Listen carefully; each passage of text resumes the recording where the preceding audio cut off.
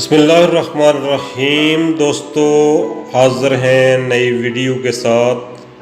Please ہمارے channel story world کو subscribe کریں۔ برصغیر پاک و ہند اس لحاظ سے خوش قسمت ہے کہ جسے ہر دور میں ایسے پہلوان میسر آئے جنہوں نے اپنے کھیل سے وہ کارنامے سر انجام دیے جس پر دنیا آج بھی عش عش کرتی ہے۔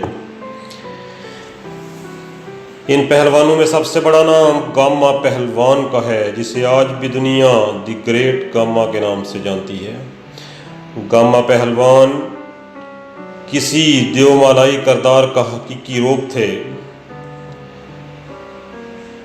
گھنی لمبی مونچھیں، قد 5 فٹ 7 انچ، چوڑا سینہ تقریباً 46 انچ اور کمر 34 انچ تھی، لیکن مزاج ایسا کہ کبھی کسی کمزور پر ہاتھ نہیں اٹھایا۔ رستم زمان گاما پہلوان کو ہم سے بچھڑے 59 برس گزر گئے۔ 1910 میں لندن میں زی ہیسکو کو چت کر کے رستم زمان کا ٹائٹل اپنے نام کیا۔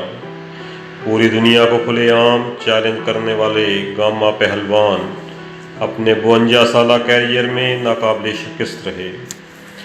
مارشل آرٹس کے بے تاج بادشاہ بروس لی بھی ان کے مداح رہے ہیں۔ گاما پہلوان دنیا پہلوانی کا ایک ایسا بادشاہ تھے جس کی جگہ آج تک کوئی نہیں لے سکا۔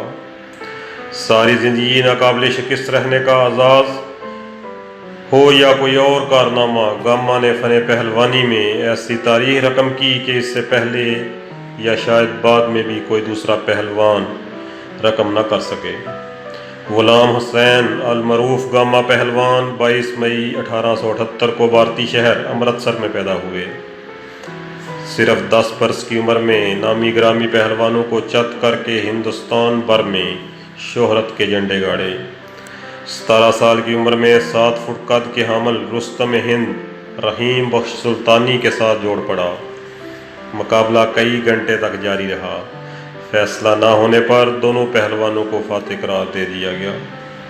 ہندوستان کے بعد دنیا بھر میں فن پہلوانی میں نام کمانے کے لیے 1910 میں لندن میں دنیا بھر کے پہلوانوں کو چیلنج کیا اور زی ہیسکو کو ہرا کر وطن واپس روانہ ہوئے۔ اس اعلان کے بعد امریکی پہلوان بنجمن رولر عرف ڈوگ گاما کے مقابلے پر آیا، جسے گاما نے پہلے بار 1 منٹ اور 20 سیکنڈ جبکہ دوسری بار 9 منٹ اور 10 سیکنڈ میں شکست دی۔ اگلے دن گاما پہلوان نے 12 مزید پہلوانوں کو چت کر کے بین الاقوامی کشتی کے اکھاڑے میں قدم رکھ دیا۔ یہ صورتحال دیکھ کر اس وقت کے ہیوی ویٹ ورلڈ چیمپئن زیبسکو نے گاما کے مد مقابل آنے کا چیلنج قبول کیا۔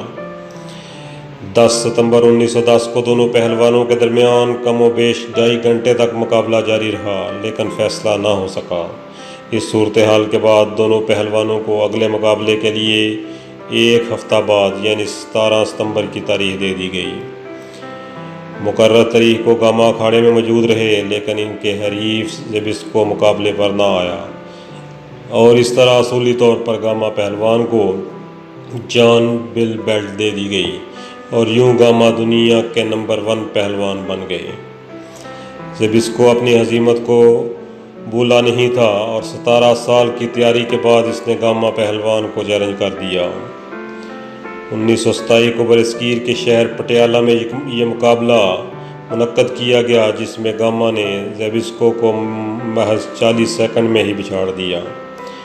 گاما پہلوان کی خوراک میں روزانہ 15 لیٹر دودھ، 3 کلو مکھن، بکرے کا گوشت، 20 پاؤنڈ بادام اور پھلوں کی 3 ٹوکریاں شامل ہوا کرتی تھیں۔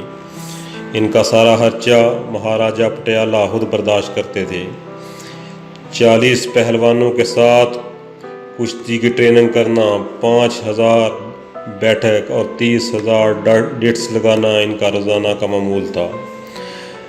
مارشل آرٹس کی دنیا کے بے تاج بادشاہ بروس لی گاما پہلوان کے بہت بڑے مداح تھے۔ پاکستان بنا تو اپنے خاندان کے ہمراہ لاہور آ گئے، جہاں انہوں نے اپنے بھائی امام بخش اور بھتیجوں بولو برادران کے ساتھ زندگی گزاری۔ گاما پہلوان پاکستان کے سابق وزیر اعظم نواز شریف کی اہلیہ کلثوم نواز کے نانا بھی تھے۔ انہوں نے اس وقت کے گورنر جنرل خواجہ نظام الدین سے درخواست کی کہ حکومت اگر میری خوراک کا بندوبست کر دے تو میں دنیا بھر کے ٹائٹل پاکستان کی جولی میں ڈال سکتا ہوں، مگر گورنر جنرل کو جب گاما پہلوان کی خوراک کا علم ہوا تو انہوں نے قانون کو ہاتھ لگاتے ہوئے معاملہ حکومت کو بھجوا دیا۔ گاما پہلوان بلا شبہ پاکستان کا عظیم سرمایہ تھے۔ انہوں نے اپنی آخری زندگی غریبی کی حالت میں گزاری، گھر کا نظم و نسق چلانے کے لیے اپنے ٹائٹل تک بیچے، آخری ایام میں بیمار ہوئے، لیکن حکومت نے ان کے علاج میں خاصی دلچسپی ظاہر نہ کی اور فن پہلوانی کے بے تاج بادشاہ گاما پہلوان 82 برس کی عمر میں 23 مئی 1960 کو منو مٹی تلے دفن ہو گئے۔ شکریہ۔